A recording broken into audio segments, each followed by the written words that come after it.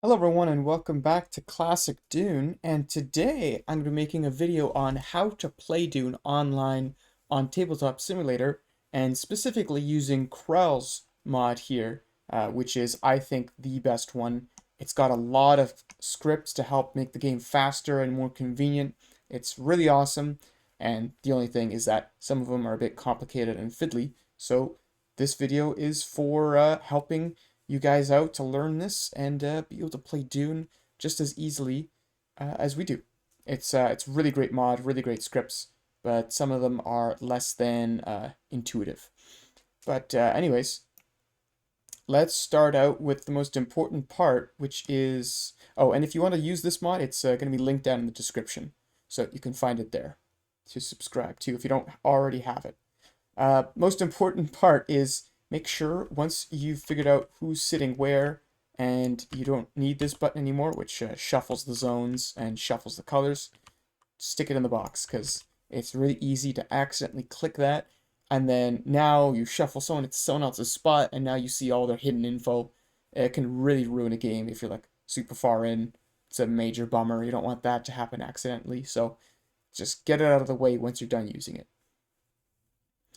Now, the most complicated part is probably going to be these tokens here. So these tokens are multifunction. They deal with bidding and treachery cards and whatnot. So we're in the white seat. Okay, so let's say that I am playing as the Bene Gesserit. I'm in the white seat. Notice that when I pick up the token, it turns white.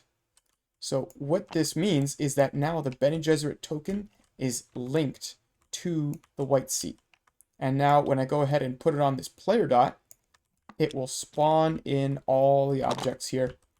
And if I were to grab another faction, put it on a different dot there, and it'll spawn all their stuff into the seat that's next to it. So that's how you're going to get access to all the faction components, is by grabbing the token for the faction and then sticking it on one of these player dots. And you'll notice that once it's done, it no longer has this Dune symbol. So if I put a different token here, it's not going to do anything anymore. There's already someone spawned in there.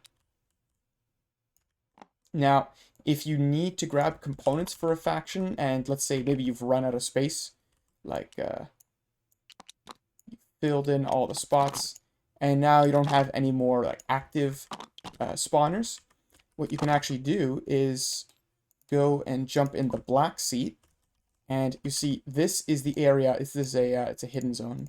So you see if I'm in white, I can't see into it.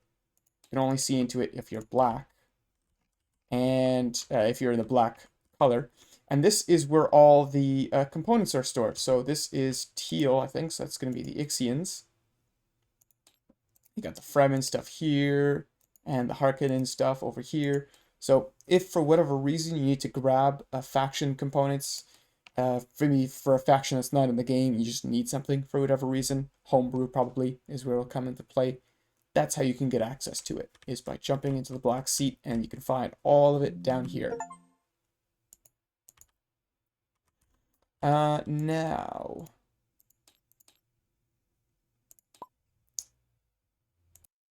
Okay, so now I can show off the Treachery card tracker. So you'll notice that there's these zeros on the backs of all these tokens, and these count the number of Treachery cards that are in your hand. So it's mapped, this one here, they're all mapped to white because I picked them up while I was in the white seat. But this one's mapped to white, and you can tell because the edge is white. And if I were to go ahead and draw some Treachery cards, oops, that's a bit much. How about just 3? You'll see now that it says 3. And if I take cards out of my hand, it goes down. And if I put other types of cards in my hand, it doesn't count them. So traders, prediction cards, I don't think spice cards go in for whatever reason, but you'll see that you can put any type of card in your hand and it'll still only count the treachery cards. So that is great, nice and convenient, because during the bidding phase, and only the bidding phase, the number of cards, treachery cards in your hand is public knowledge, and every other time it's secret. And now you can see here that all of these tokens actually say 3 because they're all mapped to me. Now, how do you map them to someone else? Well, what you have to do first is you have to unlink them. So to do that, the host or the person of that color, so white in this case, can double click on the white box in the center, and then now it's gray, it's unmapped again. And so if I go and I jump into, let's say, orange, you'll notice that when I pick up these other ones that are already linked, nothing changes. But if I pick up one that's gray, it changes to my color. And then if I go and I grab some Treachery cards, you'll see that it's counting mine and not the white players. So that's how that works. Awful convenient. And you'll wonder, how do you make sure that it's only face up during the bidding phase? Well, it actually does that automatically. So if we flip all these over, you see that whenever the phase tracker goes to the bidding spot, it'll flip over all the tokens. And then once bidding's over and you go to the revival phase, you put it there, they all flip face down. Now you do want to be careful because it'll automatically detect if there's cards in the bidding area here. So if I move a card over that, it's going to put us into the bidding phase, and so it's going to flip all the tokens over. So make sure, like after a battle, for example, you're taking your treachery cards back into your hand. Don't be careful with moving cards over this area, because you might accidentally flip all the tokens over, and obviously you're not supposed to know how many treachery cards everyone is supposed to have at that time. It's only during bidding phase, so just be careful with that. That's one pain point. Okay, so how does the bidding phase work? Well, you got your treachery cards. There's some nice buttons here to help with managing the cards. So you can reshuffle with a button, and it'll do that for you. And then if you're the Ixians, this is especially useful. You can put cards into an auction pile. And then as an Ixian player, you can right click on this deck, and you can search and see all the cards here. And then here, I'll teach you a little TTS thing while I'm at it. You might not know. So if the Ixians want to put a card on the bottom of the deck, you might be doing this, right? And then boop, and there you go. Well, there's actually a much easier way. There's a little hotkey for it, which is if you hold a card and then you hold right click without letting go of left click, you can slide it under the deck like so. And then you'll see that now that's the bottom card. And then once you're ready to go, you just hit next. It puts a card up here and it spawns in the bidder. So how this works is the person that it's currently pointing at, that's their turn to bid. So if Bene Gesserit here clicks on the center number here, it'll start increasing their bid and it will show them as the highest bidder. And then you go and you click next, and maybe Moritani just wants to pass, so they just hit next without doing anything. Or maybe they're like, oh shoot, I forgot. And then you can right click and you can move it back. They want to up their bid, or maybe they decide against it and they're really second guessing themselves. They can just go here, move it back to BG, and then now back to them being at 3. So it'll change to whichever faction clicks the button last when it's facing them. And then you go around until everyone decides to pass. And then in this case, it would be Chom getting it for 7. And then just grab the card, and then you get the next one going, and there you go. You'll notice that it also has a timer. So this is 10 seconds, which the rule states is how much time you have to bid. And there's even a toggle for auto pass. So if someone's taking a long time, it will automatically pass them once it hits 10 seconds. But I just like to turn that off, just remember, and because you never know what someone's situation might be. It might have bad internet or what have you. So yeah. Now, the cool thing about these tokens is you can actually flip your token and it will pass you automatically. So it's pretty intelligent. And then once the card is bid on and you go to the next one, it'll flip you back up, so you won't miss more than one card. However, if you want to put yourself completely out of bidding for as long as you'd like, then you could just move your token away and it'll completely skip you. And this also is the same way for if you only have like 5 players or 4. Only the tokens that are on the ring here will be stopped at by the bidder. And if you're playing with more than 6, you can actually just load up as many tokens as you like. Only 1 per sector though. So if I do this, you'll see it's going to stop on each one. But if, for example, I bunch them up too closely like so, see it's going to stop at Chom, but it moves past ECAS. So you just got to make sure that you're spacing them correctly, which, I mean, means you can do 18-player Dune technically in this mod, and the bidder will work perfectly. So that's pretty good. That's a lot of players. I don't think I would ever be caught doing 18-player Dune.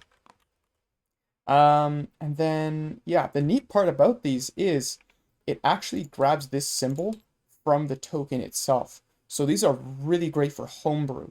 So I can actually even just change it right now. Let me do... This is a player symbol. I can just upload that. So you'll see this is my Landsrad symbol. But if I go and I place this here, you'll see it just works automatically with the bidder. So this is great for if you have like a homebrew faction. You just gotta import all the components yourself, but as long as it's on this scripted token here, and you just change the image of this, it'll work flawlessly. And this is it's just a square image, so you don't have to worry about, you know, some weird file that you get, or like format or something you gotta put it in. This is just a circular image of a token, and it works flawlessly. Okay, I think I skipped the storm and the spice blow, so let's do those. You can see the storm here. Let's put this away. Don't need that for right now. So you can see the storm here. It's got this nice red highlight, so you never really forget where it is. It's not an object. What you do is you click this button here in the turn tracker, and left click moves it forwards, right click moves it backwards. And then there's also, oh, you know what? I'm going to make use of my earlier tip because I need the Fremen Storm cards. Here we are. Okay, so on the Fremen Storm cards, if you're using them, there's actually buttons here on all the numbers, and it will move the storm that number of sectors automatically, which is fantastic. Nice and convenient. And it also works with right-clicking, so you can move backwards that amount too. And then let's look at Spice. So we've got all the Spice Blow cards here, and you'll see that similarly, there's also a button where the number is. And if you click that, it'll spawn the Spice and give you a little message telling you where it went. And you can keep doing that as much as you like if you need to. And then I got that for each card here. The only thing is you have to make sure that it's a single card. So if I stack these, you'll notice the button goes away just because of the way TTS works. So I like to just do it on this slot here and then move it over once you're done. And you got Shy Hulud. No scripting there just because it's not really necessary.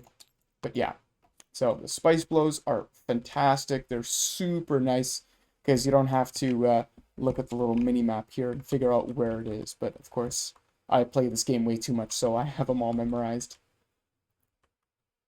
There's nothing to do with the revival phase. The shipment and movement phase, there's no scripting for this. It's just we have this timer object that we like using, and we use it to mark whose turn it is. And you don't usually hold to strict timers, but it's just a nice indicator. And if you have a guild player at the table, if they're experienced enough, we like to just say, okay, guild, you handle shipping and movement. If someone's done their turn, you move the timer to the next person. And if you want to interject, then you take it and you do it yourself. So it's a good way to keep track of whose turn it is and how long they've been taking. Next, let's look at the other really great thing, which is the battle wheels. So in TTS, we have the luxury of custom battle wheels. So we got one for each faction with their sigil on the back. And these are great. So the way that these work is they have a spice styling mode. So you click the number of forces you want to commit, you click the number of spice you want to commit, and you can only go up to how many forces you have dialed. So if you go past 6 here, it goes down to 0. So nice and intelligent, you can't really screw it up. And then it calculates the total strength. If you turn it off, then it's just 1 for 1. But if you have it on, you need to have spice for each force to count at full instead of at only 0.5.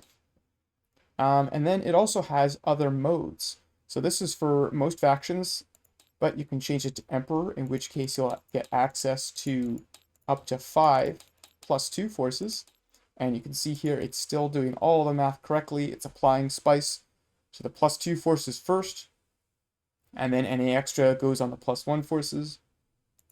You've got Fremen, and for them they've only got 3, and it defaults it to having spice dialing off, but of course you can still turn it back on if maybe the Fremen get Karamid or something. And then there's even an Ixian one. So you can see here that if I dial 6 suboids as Ix, I can't commit any spice because, as you know, that's the rule for Ixians. Suboids can't have spice committed.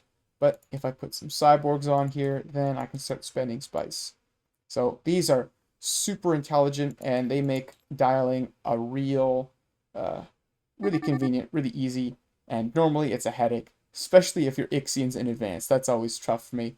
And then you click it again, and we're back to other. And you'll notice that, well, none of these are those factions, but the Ixian battle wheel, for example, that would be in the Ixian player zone, it's already set to the Ixian mode. So it's nice and easy. It just works simple right out of the box. And oh, look at that. There's an error, and it shows you by making it red. So you'll know that there's something wrong there. Can't spice dial slot voids as Ixians. Now, that's the dialing. The other thing you need to know is your cards. So let's grab some more cards here to show you. Come on, give me a weapon. Oh, the hell with it. Okay, here we go. So, let's make our battle plan. So, as you probably know, in Dune, you can put a weapon and a defense in.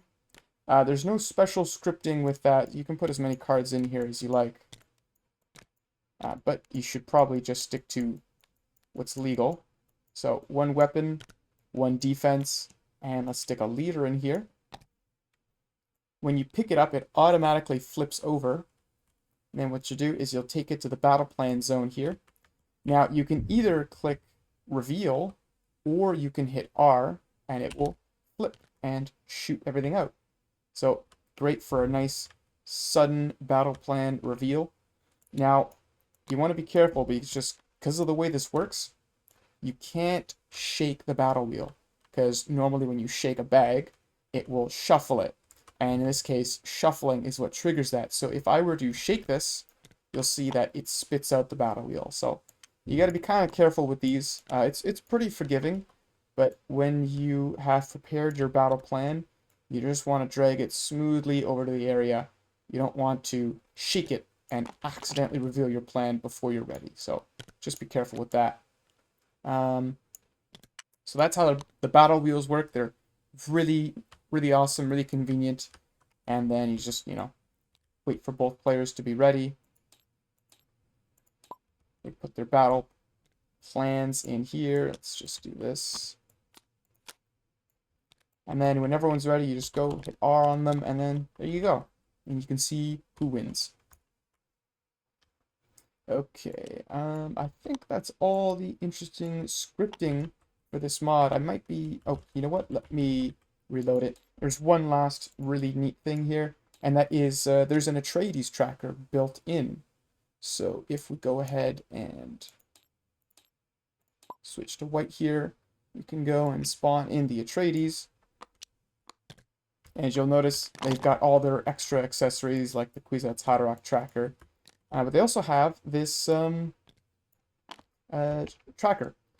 So the way this works is you take it, put it wherever you like in your hidden zone, and once you're happy with it, you flip it over and you click this button. And then you got this nice board here with a bunch of little tokens. So these all represent the different cards in the game, like your las guns, your shields, your snoopers. And then you got all the factions, and then there's extras. I don't believe the creator of this has updated it for expansion 2 and 3, so unfortunately, you're a little bit limited there. But if you're not using any of those, then this is perfect for you. So let's say the Atreides buy a projectile weapon, and the BG buy a poison weapon, and the Harkonnen buys like a snooper, for example, and they also have their unknown card. So you can flip this over, and there you go. It's makes keeping track of stuff really easy. And then people discard things and whatnot. It's a great simple way to keep notes, and it's a little bit more clear usually than pen and paper. There's also one for the expansion 1 treachery cards in here. So if you're using those, you can grab this, and then there you go. Speaking of that, all of the variants are in here. So we've got all the rulebooks are in the main box, plus the FAQ. And then, in the expansion 1 box, you got all those treachery cards, you got the tech tokens, you got the Sandtrope card, and the cheap hero trader, all that good stuff. Expansion 2, you got the leader skills and the stronghold cards. And then in expansion 3, you've got Duvidal, just in case you don't have a Moritani or an Ikaz and you need to grab him because of, I think there's a Nexus card for it. You've got the 3 new Treachery cards, the Nexus cards, the Discovery Spice cards. You've got all of the Smuggler tokens and the High Reg tokens. And then you've got all the homeworlds. So you can go and search this, and you can see all the tokens. So you got Playlax. Yeah, that'll probably take a minute to load in just because these images are so big. But you got all the planets and the cards and whatnot. And I like to use these even if I don't have homeworlds in the game just because of how pretty they are. But they're all in the bag here, inside of the expansion 3 box. And that should do it. That's basically everything you know to use Krell's Dune, Classic Dune mod. It's really great. Really, once you know how to use it, it's pretty easy to use. And it speeds so much up about the game. Like the bidding phase is usually just a slog, especially in person. But with all of this automation, it's really fast. It's so much easier, and it's really a godsend for playing Dune online. You can get games finished a lot faster than if you had to do all of this stuff manually. So I hope you enjoyed. If you have any further questions, maybe if there's anything I forgot here, please reach out in the comments and I will answer them. If it's like important stuff that I missed, I'll definitely pin the comments so you can check down there. If there's anything I missed, I'll answer the questions and I'll pin them if necessary. But otherwise, that's going to do it for now. If you enjoyed this video, let me know. Let me know what other things you'd like to see in the future. But otherwise, I'll catch y'all later.